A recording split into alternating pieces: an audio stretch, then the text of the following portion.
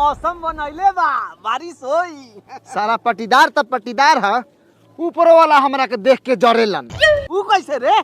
बाग तेरी, बारिश के इंतजार करते करते खेत में मशीन से पानी पटा के खाद छिटो नहीं। अभी बारिश होता, लोग के फिरे में पानी पट के खाद छिटाता। ऊपर वाला देखे जरा तरह ना तो का करता रहा। पैसा जाएंगे थोड़ी आयल बा, मेहनत नु करी ले। बोला ला काहे ना कुछ बोला तारा। ए, नीचे से उतना ऊपर कैसे सुनियन रे? जो तार पर चढ़ के माइक लगा के को।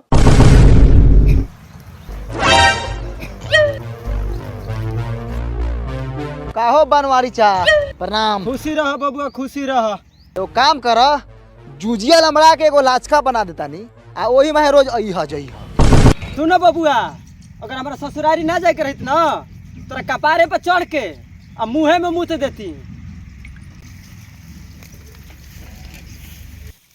नथिया के बेटा ई सब आया के हमारा लहसुनवा में कितना कटा किलो घास तो एगो असही डहले बा। ई केकर फोन आ गइल। हेलो, के बोला तारू? अच्छा बुचिया रे, का रे बुचिया, का हाल चाल बा? हाँ ठीक बाई ना, का कोनो बात बका रे? तो बोल ना, बोल साफ साफ बोल, क्या बात बा बोल। आय दमाद जी आओ तो आय रे बुचिया, कितना खुशी की बात बा रे कि हमनी घरे साक्षात देवता आओ तो रे। हाँ कहे तू ना आइल हई? बात तोरो आवे के न चाहत रहे, ऐसी तो कितना बढ़िया रही। ना आइल हई, काहे ना आइल रे बुचिया? अच्छा अच्छा अच्छा ठीक है, तब जाके बबुआ के पापा से बतावे के ना पड़ी कि जाके खसू से लेके आवो। इधर दमाद जी आवत, कितना दिन बाद हमनी के दमाद जी आवत रह। हाँ ठीक बा, रुक जात नहीं रुक। चलो मेहरानू गेल बिया होने, हम ताला वाला मार के बाजार और घूम ले आई। ये लेनी चलो बबुआ के पापा ले कहीं कि दमाद जी आवत। कहां जात नहीं? जाते बाजार और घूमे। और बाजार में का कर जात नहीं घूमे करती? कौन कौन बाजार में जात रही ऐसे ही आई 10 मिनट में। अरे बाप रे बाप, घरे मेहमान आवत और बाजार में जात नहीं घूमे खातिर? मेहमान कौन मेहमान होता है? जा बैठ दिन भर पिया तनी कहत नहीं कि कौन मेहमान आवत है ना? घर मेहमान के बुचिया के शादी भेल बा, दमाद जी आवत नहीं कि ना घरे? दमाद जी आवत हम तब बना के खियावा। तू जा बाजार में, ठीक ना? बाजार में जाते पड़ता, जाके 2 किलो खसी के मीट ले आवा। पैसा दो लेके आई। बारह खाता नंबर, हां आधार कार्ड बना। हां जाके महावीर की दुकान पर निकाल लिया। जाता नहीं तो बैठल रह। जाते नहीं खी, हाँ। जल्दी होना सावे के बा। हाँ। काजी पाहुन तारा बहिनी केरा का समाचार बा? अपना दीदिया के काहे ने का पूछा समाचार? तो सब छोड़ी, सब कोई समाचार ठीक है बा। ए पाहुन एगो बात कही। कह। इतना झोकरल काहे लागतानी? जाना तोरा सार, का कोयला के खदान में से न निकलल बानी, तब न करिया हो गइल बानी। तारा बहिन केरा आज न हमरा के देखत न झोकरल, ओ दिन दुआरिया पे आई रह त कितना स्मार्ट लागत रही। कोयला के खदान में काम करके आ तार दीदी के लिपस्टिक का पाउडर ले आए में आ झोकर गुनी त हमहू जमाना में गोर रही। चलू पाहुन भाग रे सारा बा, साला एक गांव में बियाह कइला के कराइन हो गई, साला कुछ झटेरू लइका बाड़स। इतना दिन हो गइल कभी के गोइल बन लावे खातिर का खसी के मीटे नहीं खे मिलत है। हां तनी को बुझाता कि हम का करतनी, घरे मर मेहमान आवे वाला बड़न ई ना कि झटपट लेके जाई या करी काम। हमार क्या मेहमान हैं तो हम करे ना बेइज्जती हुई, हमनी के तो दिन भर घर ही न रहे के बा। फुलझरो हो आगे नी आई ना दनी। फुलझरो एगो बात कही। कोनी खसी के मीट लावे ना। हां गोइल त रही का भइल? ना मिलल। ना मिलल? हां आई हो दादा, हमर पूरा बड़ा इज्जते चल जाई। का करी ना मिलल त अब गोइल रहबई करी बाजार में, तू फिर एगो बगलवा वाला बाटे वो जो गरीन दोनों जगह ना मिलल।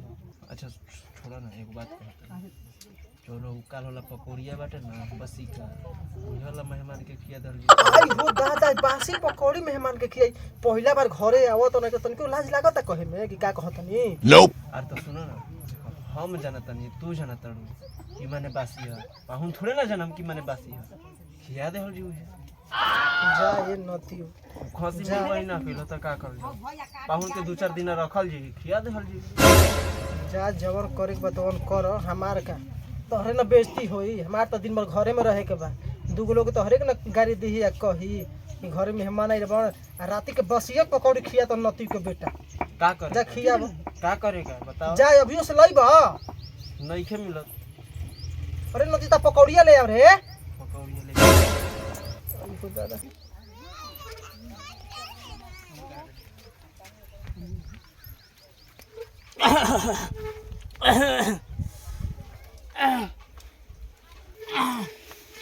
कौन नदिया के बेटा अरे खोखत घर में घुस आ पाहुन जी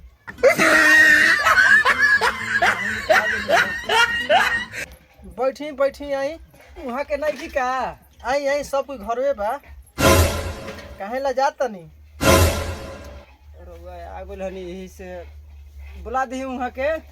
अरे आई ना बैठी बुलावते ना बनी बड़ा भाग बाकी हमरा घरे बड़ा पाहुन आ गए ए चिंटुआ के पापा हाँ कहाँ बनी आई घरे देखी के आइल बा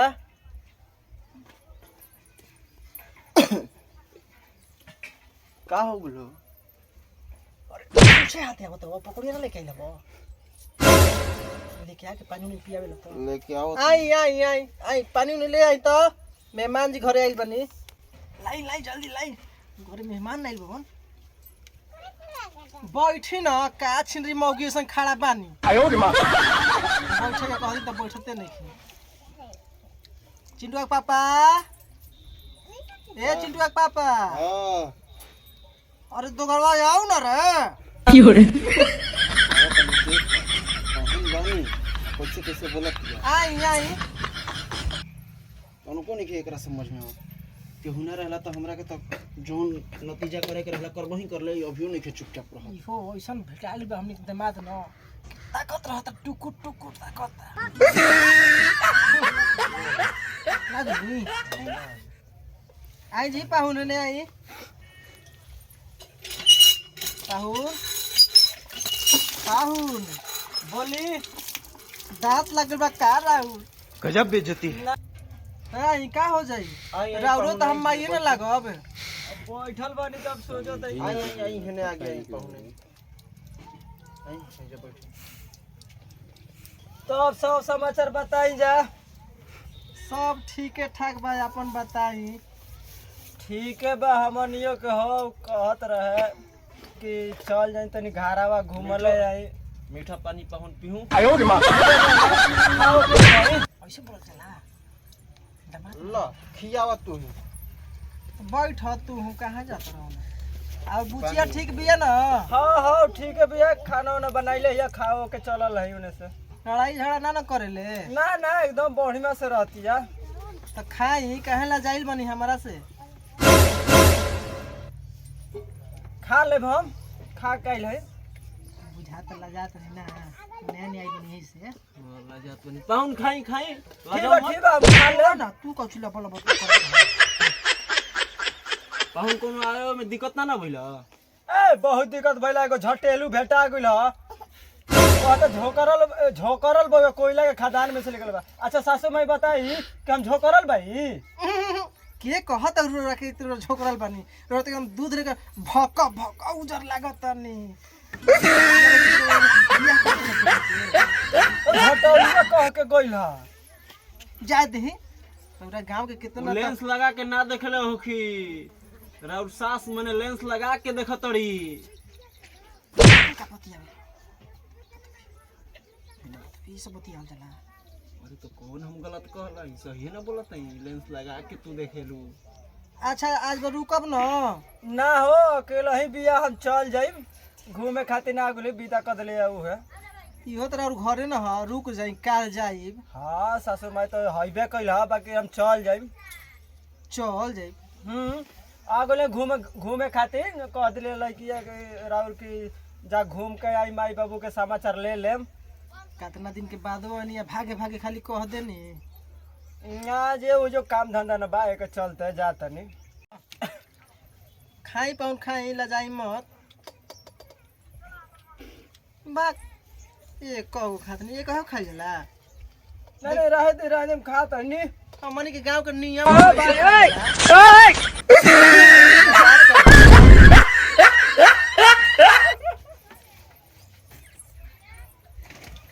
छोड़ दी खाए दी रौरा का मार टपर टपर लार चुवत रहेला तनी के देखना लिहिला मार लार चुवत रहेला। बाप सासू माँ बोल खियाव से हम ना दो।